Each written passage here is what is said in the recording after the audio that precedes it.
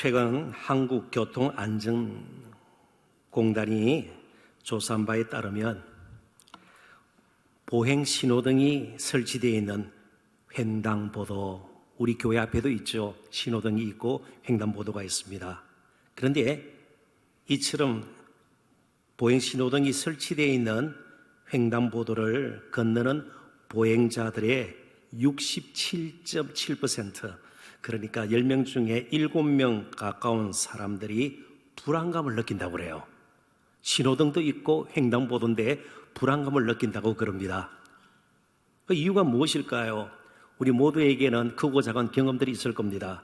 신호를 무시하고 빠르게 지나는 그런 차들이 있기 때문이죠. 때로는 운전자가 다른 생각을 했는지 깜빡했는지 말이죠. 사람이 건너고 있는데 아차 싶어서 바로 앞에서 멈추는 경우들 여러분 한 번씩은 다 겪어보셨을 겁니다. 그러다 보니까 횡단보도조차 안심하고 건널 수가 없다는 것이죠. 그런데 인생의 길은 어떨까요? 마음대로 걸어지던가요? 1년을 보내면서 계획대로 다 이루어지던가요? 내 원대로 일이 잘 풀리던가요? 아무리 좋은 계획을 세우고 좋은 뜻을 품고 바른 목적을 세우고 산다고 하지만 우리의 길이 우리가 원하는 대로, 계획한 대로, 바라는 대로, 목적한 대로 길이 열리거나 우리가 그 길을 걸어오지는 못했습니다. 어떻게 하면 제대로 인생의 길을 걸을 수가 있겠습니까? 정말 안심하고 편안한 가운데 확신을 가지고 기쁨으로 인생의 길을 걸을 수 있겠는가 말이죠. 조금 달리 이렇게 제가 질문을 드려보면 어떨까요? 지금 내 인생에 있어서 가장 크게 힘이 될 만한 것, 혹은 내 인생에 있어서 가장 큰 영향을 주는 것이 무엇일까요? 스스로 답할 수 있을 겁니다. 당장은 나에게 학벌이 중요한데 이 학벌로 내 인생이 바뀌질 수가 있는 것이고 내 길이 활짝 열릴 수도 있을 것이다. 이렇게 생각하시는 분들이 있을 겁니다. 그래도 뭐니 해도 중요한 것은 머니야, 돈이야. 돈이 있어야 뭔가 안심하고 편안하게 남은 인생을 살 수 있지 않을까. 건강 어때요? 우리 가운데도 병에 시달리는 분들이 있잖아요. 몸만 내가 건강해질 수만 있다면 이것저것 다 해볼 수 있을 텐데, 힘있게 인생의 길을 걷는 정도가 아니고 달릴 수도 있을 텐데, 혹은 또 외모, 이 반반한 외모, 그죠? 외모치상주의, 이 외모 때문에 내 인생이 자꾸만 어려워지는 것은 아닌가. 조금 내 외모가 반듯하다면, 더 나았더라면 좋은 결혼의 자리도 내가 놓치지 않았을 테고, 이렇게 생각하시는 분들이 있을 거예요. 좋은 직장, 이런 것도 마찬가지입니다. 좋은 집안 배경. 그런데 조금씩 좁혀가십시다. 시편 127편 1절, 이제 우리가 연말되면 또 이 말씀을 다시 한번 보게 될 텐데요. 같이 한번 읽어볼까요? 여호와께서 집을 세우지 아니하시면 세우는 자의 수고가 헛되며 여호와께서 성을 지키지 아니하시면 파수꾼에 깨어 있음이 헛되도다. 결국 하나님이 내 인생에 가장 큰 영향을 미치는 분이셔야 해요. 가장 안심하고 정말 편안한 가운데 기쁨으로 내 인생의 길을 가는 데 있어서 나의 힘이 되어주실 수 있는 분은 하나님이셔야 합니다. 이 단순한 진리를 잊고 살기 때문에 우리가 자꾸 힘들어지는 것이에요. 딴 것으로 안 된다고 하나님께서 말씀하시면 그것을 우리가 그대로 받아줄 수 있는 그런 마음이 우리에게 필요합니다. 그래서 예레미야서는 전체가 그런 내용을 다 포함하고 있지만 특별히 오늘 본문을 통해서 우리가 여호와의 이름 뜻 자체가 오늘 주시는 메시지라고 볼 수가 있어요. 오늘 교훈하는 바가 될 수가 있습니다. 예레미야의 뜻이 무엇일까요? 이름이 지닌 뜻이요. 여호와께서 세우시다. 여호와께서 세우신다는 겁니다. 아무리 우리가 힘을 들여서 공을 들여서 세운다 할지라도 하나님께서 세우지 않은 것은, 함께 하셔서 세운 것이 아닌 것은 한순간에 무너질 수 있어요. 아무리 잘 열리는 길이라 할지라도 하나님께서 이끌어 주시는 그런 길이 아니라면 그 길은 한없는 낭떠러지로 떨어질 수 있는 그런 길이 될 수가 있는 겁니다. 여호와께서 세우신다. 우리 개인, 가정, 우리 교회 이 사회를 든든히 세워주실 수 있는 분, 정말 안심한 가운데에 우리를 이끄실 수 있는 분, 우리의 진정한 힘의 근원이 되실 수 있는 분은 하나님이십니다. 그런 마음을 가지고 본문을 다시 한번 읽어보도록 하십시다. 예레미야서 10장 23절 다 같이 읽습니다. 여호와여, 내가 알거니와 사람의 길이 자신에게 있지 아니하니 걸음을 지도함이 걷는 자에게 있지 아니하니이다. 아멘. 이 말씀은 정말 예레미야가 굉장히 고뇌와 심적인 고통을 겪으면서 고백하면서 기도한 내용입니다. 정말 예레미야는 마음이 무너지는 것 같았습니다. 왜냐하면 그의 조국 유다, 북쪽 이스라엘은 이미 멸망을 당했고요, 나라가 둘로 쪼개져 있다가 남쪽 유다도 이제 곧 멸망을 당하게 됩니다. 그것을 아는 예레미야의 마음은 편치가 않았습니다. 한 절 앞을 보죠. 그러니까 예레미야서 10장 22절이 될 것입니다. 같이 한번 읽어보십시다. 들을지어다 북방에서부터 크게 떠드는 소리가 들리니 유다 성읍들을 황폐하게 하여 승냥이의 거처가 되게 하리로다. 아멘. 여기 떠드는 소리 이렇게 그냥 노래 부르고 떠드는 소리 잡담하고 이게 아닙니다. 군대가 밀려오는 소리예요. 어느 군대 같아요? 바벨론요. 이제 바벨론이 침공을 시작했습니다. 그러니까 요즘 말로 제가 조금 각색을 할게요. 유다의 임종을, 마지막 죽는 모습, 멸망당하는 모습을 예레미야 선지자는 보게 됩니다. 아주 유일한 선지자예요. 정말 여러 선지자들이 하나님의 심판에 대해서, 하나님의 진노에 대해서, 그리고 하나님께서 이스라엘을 끝까지 우상 숭배하고 하나님께 돌아오지 않으면 멸망시키겠다는 그런 예언들을 했는데, 예레미야는 자신이 예언한 대로 그것을 직접 목격한 선지자입니다. 그래서 예레미야서 이어서 그가 지은 또 다른 선지서가 뭐예요? 예레미야 애가 슬픈 노래. 이게 슬픈 노래로 이렇게 번역이 되어 있는 히브리 원래 단어는 장례식 때 부르는 노래, 장송곡과 같은 것이에요. 그래서 예레미야 선지자를 눈물의 선지자, 비운의 선지자라고 일컫기도 합니다. 이제 하나님께서는 이스라엘을, 나머지 유다마저 완전히 가나안 땅에서 멸망시키기로 작정을 하셨습니다. 왜냐하면 가나안은 어떤 땅입니까? 하나님께서 약속으로 주셨던 땅이에요.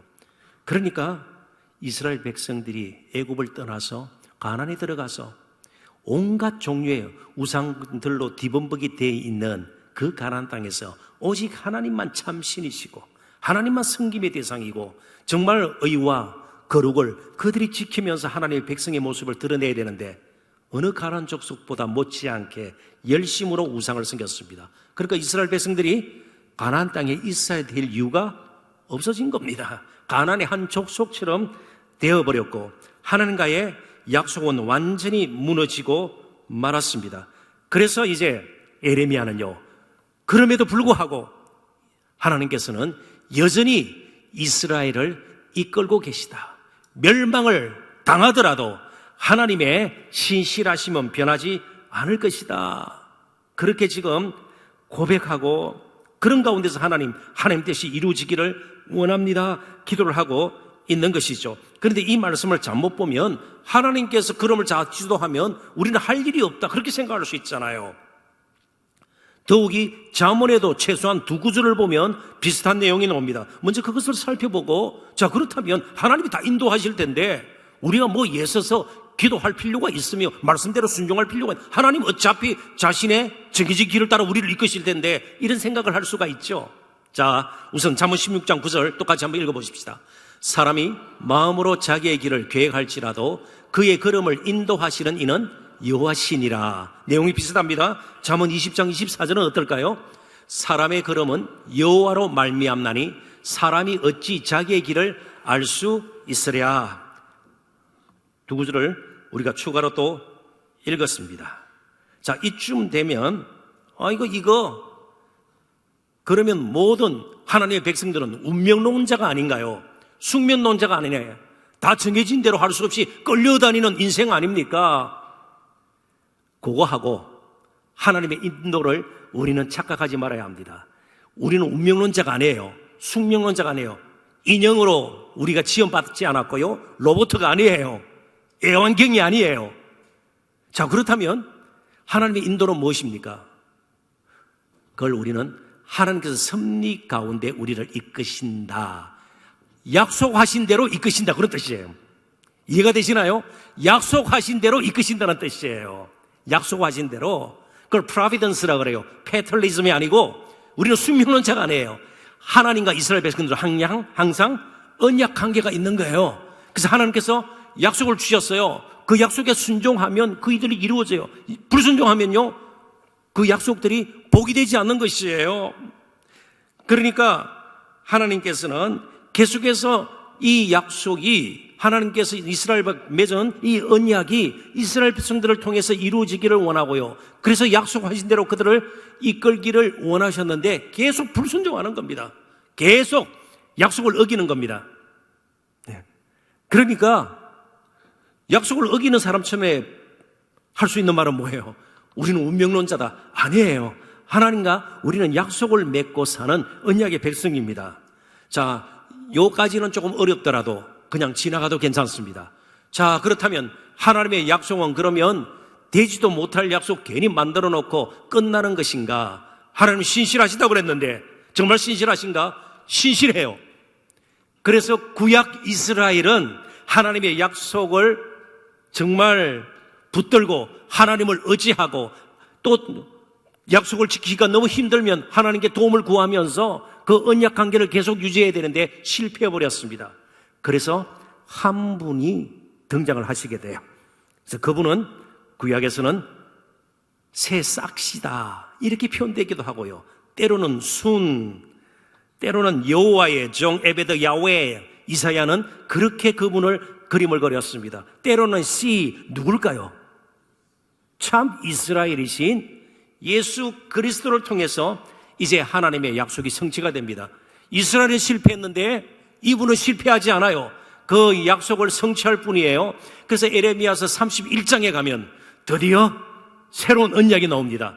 그분을 통해서 이루어질 새 언약이 나와요. 이제 같이 한번 살펴보도록 하십시다. 에레미야 31장 31절부터 34절 우리 천천히 같이 한번 읽어보십시다. 여호와의 말씀이니라.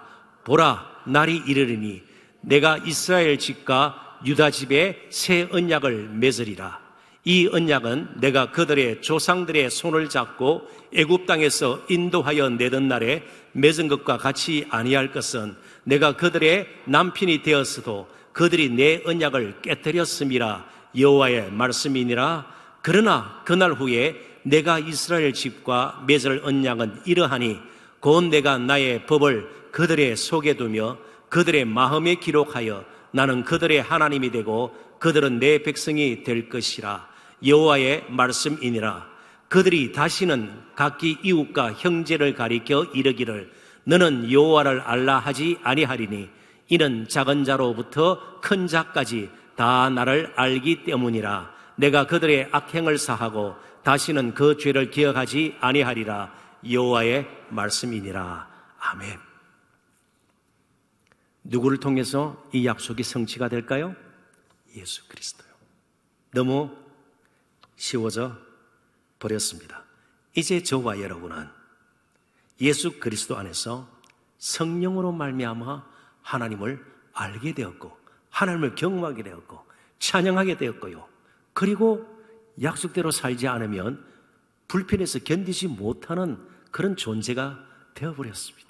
회개하고 다시 회복이 되어서 또 우리는 인생의 길을 가게 되었습니다. 가나안 땅에 굳이 살지 않더라도 하나님께 꾸준히 제사를 드려야 하는 성전이 없더라도 이제는 우리 자신이 성령의 전이 되어서 우리가 제사장이 되어서 날마다 예수 그리스도의 이름으로 하나님 앞에 나가게 되고 하나님의 은혜를 입고 우리는 거룩한 백성으로 살게 되었습니다. 이제 예수 그리스도 안에서 우리는 새 언약으로 말미암아 새로운 인생의 길을 걷게 되었습니다. 이게 구체적으로 어떻게 나타날까요? 이제 1년을 살아오면서, 아니 지금까지 살아오면서 저희들이 경험했던 것이에요. 예수 그리스도 안에서 우리는 살다가 정말 말씀대로 살려고 애를 쓰고 기도했습니다. 근데 막혀버려요. 모든 것이 막혔어요. 이제는 끝났다 생각할 때 보니까 다른 데 길이 열려 있었습니다. 누가 만들어주신 거예요? 예수 그리스도가 만들어주신 것이에요. 막힌 줄 알았는데 새로운 길이 열렸습니다. 너무너무 사랑하고 아끼던 걸 잃어버렸어요. 그런데 예수 그리스도 안에서 우리는 딴 것을 또 얻게 되었습니다. 이전에 경험하지 못했던 하늘의 기쁨이, 도저히 이 땅에서는 얻을 수 없던 기쁨이 또 생기는 것이고요, 새로운 확신이 생기게 되는 것입니다. 어떤 일로 인해서 굉장히 낮아져 버렸습니다. 그래서 정말 억장이 무너질 정도로 낮아졌는데, 그런데 예수님께서 그냥 두시지 않는 겁니다. 어느 순간에 우리를 높으셔서 우리 자신에 대해서 자존감을 가지게 하시고요, 건강한 자부심을 또 가지게 하시는 겁니다. 비워져 버렸습니다. 모든 것이 다 없어져 버린 것 같아요. 그런데 차곡차곡 채워지기 시작합니다. 무너진 것 같았던 가정도, 내 인생도 어느 순간에 보니까 세워져 있는 것이에요. 바로 예레미야의 복이죠. 여호와께서 세우시는 은혜를 우리는 얻게 되는 겁니다. 그래서 이 시간도 우리는 감사하게 되는 것이죠. 돌아보면서 한순간순간이 도저히 나는 이루지 못할 하나님의 약속이지만 그래도 예수 그리스도 안에 있기 때문에 그 약속들이 나에게 복이 되고 힘이 되어서 버티면서 여기까지 온 것이에요. 그래서 감사하며 찬양하게 되겠죠. 그러면서 우리 주위를 돌아보게 됩니다. 혹시라도 나는 마땅히 가야 할 하나님께서 원하시는 그런 거룩한 길을 걷고 있는지, 좀 엉뚱한 자리에 있지는 않은지 돌아보면서 우리 자신이 다시 한번 기도의 무릎을 꿇게 됩니다. 그리고 이제는 얼굴을 맞대고 우리 주님 바라보는, 그리고 그곳에서 영원한 어린 양의 혼인잔치에 동참하게 될 우리들은 이 땅을 사는 동안 비록 어렵고 힘든 경우 또 문제들을 겪게 되지만 그래도 확신 가운데, 소망 가운데 맡기고 인도를 받으면서 우리는 하나님의 섭리 가운데 하루하루를 살게 되는 겁니다. 그러니까 우리의 삶은요, 정말 어거스틴이 고백했던 것처럼 발끝에서부터 머리끝까지 우리의 삶은 할렐루야가 돼야 되는 거예요. 입술로만 할렐루야가 아니라 삶 전체가 할렐루야가 되는 겁니다. 왜요? 하나님께서 섭리 가운데 우리를 인도하시고요, 도저히 구약 이스라엘 백성들이 그 숱한 율법 암송과 율법 배움, 그리고 성전 제사를 통해서도 도저히 감당하지 못했던 언약 이행을 우리는 예수 그리스도 안에서 이미 다 한 걸로 인정을 받고 하루하루를 살기 때문에 이거보다 더 큰 복이 어디 있냐 말이죠. 이거보다 더 큰 은혜가 어디 있겠습니까? 오늘 밤도 그래서 한 해를 돌아보면서 감사하십시다. 그리고 우리 자신을 돌아보면서 회개하십시다. 회복되어서 이제는 힘있게 우리 남은 인생의 길을 정말 멋있게 한번 걸어보십시다. 헨리 나우엔의 말을 인용하면서 말씀을 맺고자 합니다. 가장 힘든 영적 과제 중 하나는 내 자신이 스스로 나의 삶을 관리, 통제함을 포기하고 하나님의 성령께 내 삶의 인도를 맡기는 것이다. 여전히 우리를 채우실 수 있고 일으켜 세우실 수 있고 우리를 붙드실 수 있고 참으로 영광 가운데 우리와 함께 동행하실 수 있는 그분께 오늘 좀 맡겨보시고 한 해를 보내시고 새해를 또 맞이하시는 저와 여러분 되시기를 주님의 이름으로 축원합니다. 이 시간 우리 함께